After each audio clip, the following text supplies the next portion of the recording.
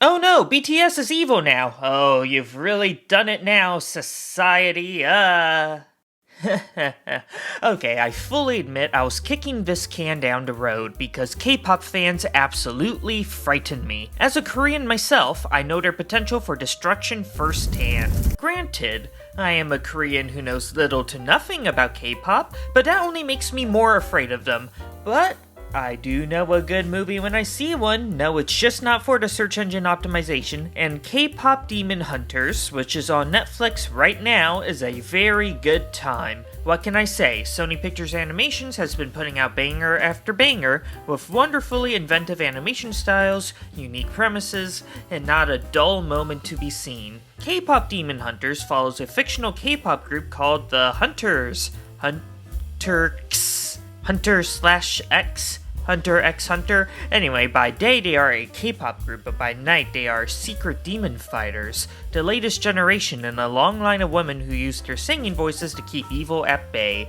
However, when one of the demons forms the idea to create their own boy band in order to counter the Hunters, things get complicated, especially as the lead singer secretly grapples with the fact that she herself is half demon. I mean, damn, dude! To some extent it felt inevitable, but it makes me so happy that this movie exists to begin with. K-Pop Demon Hunters does feel like a return to the Saturday morning cartoon style content that was all the rage when I was a kid, but went damn near extinct in the streaming age. It is a tale that feels as old as time.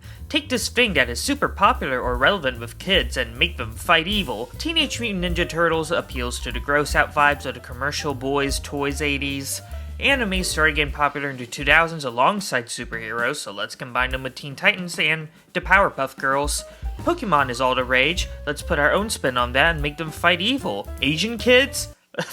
These kinds of shows are trend chasing, sure, but there's something charming about that. Dated to the point where they feel more like time capsules rather than pandering. What I'm trying to say is that K-Pop Demon Hunters kind of feels like it would make a banger Saturday morning cartoon if it was a full-out show and kids were still watching shows. K-pop is big, so let's make them fight demons. And even though I personally cannot relate, I'm in my 20s now and not very hip, I think there is something that warms my fuddy-duddy heart nonetheless about this familiar premise, especially since this movie, as a whole, kind of feels like a love letter to Korean culture in general, and especially its modern contributions, and that makes me happy. Of course, the animation is badass, and I really wish I could have seen and listened to this movie in theaters. Thanks, Netflix! That has certainly been Sony's biggest strength as of late, but you can really see it here. Sure, the Spider-Verse films were the ones that broke the mold, but K-Pop Demon Hunters explores this uncharted terrain like Lewis and Clark and claims its own territory.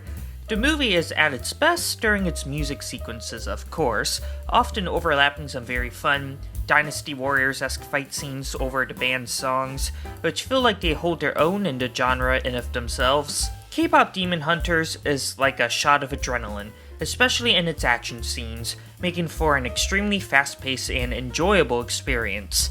Again, a lot like an action cartoon, and I did get some Powerpuff Girls vibes especially, although that may have to do with the trio sort of having their own Blossom, Bubbles, and Buttercup kind of dynamic. If I am being honest, that constant fast pace can work against the movie at points. I keep using Saturday morning cartoon comparisons because this movie so often felt more like a TV pilot than a movie. I felt a little overwhelmed at points, struggling to hold my head over the rapid currents of hardcore beats, vibrant colors, and stylish choreography. I say all that, so clearly I had a lot of fun, but it was difficult, nonetheless, to breathe. I loved the internal dilemma of the lead girl, Rumi, her dynamic and complicated bond with the lead singer of the demon boy band, Jinu, and the overall world building at play, but there also felt like there was so much left unexplored as a result. I feel like we barely got any development with the other two girls, to the point where I didn't even realize they were supposed to have a character arc until the movie just flat out tells us and now we're in. Celine, a previous generation hunter whose name I had to look up, is a large source of a lot of the conflict in this movie when you stop to really think about it, but she is barely in the movie. She shows up in a brief flashback, shows up again for 1 minute in what was supposed to be an emotional scene, and then just does nothing. Imagine if the grandma in Kanto was shown in flashbacks and only showed up before the house came crumbling down, only to do nothing to fix it. You'd hate her ass too. That is probably the point. I do think the movie's making a pretty bold claim that conservative Korean social standards of perfectionism and holding your shame in is toxic, and it is pretty daring not to redeem this character, but her lack of screen time felt more like a missed opportunity than a definitive statement, and I think as a whole, pretty succinctly summarizes my problems with the movie. I think what I'm trying to say is, what the movie did choose to focus on was really well executed and surprisingly mature. I really like the theme of perfectionism and shame, which both applies to the internal struggles between our two lead characters, and to being a K-pop idol, which is bound to come with a lot of real-life pressure, I assume. I'm not one. It's also kind of cool that this is a kids movie that is not afraid to drop bodies and actually establish some consequences, while still not being afraid to be fun and cartoony. It's a difficult balance that not a lot of kids stuff nowadays is even willing to try to cross, and I respect that. However, not everything fits perfectly into place, and it truly felt as though this concept really could benefit from future installments. Maybe in the form of a TV show. Wow, I guess I kind of want that, huh? There are certainly worse criticisms a guy could give to a movie. I just really want to see more of it. Thank you for watching. If you liked this video and want to give me a smidgen of extra support, please give this video a like and consider subscribing to this channel for more movies and Oscars content. I love you.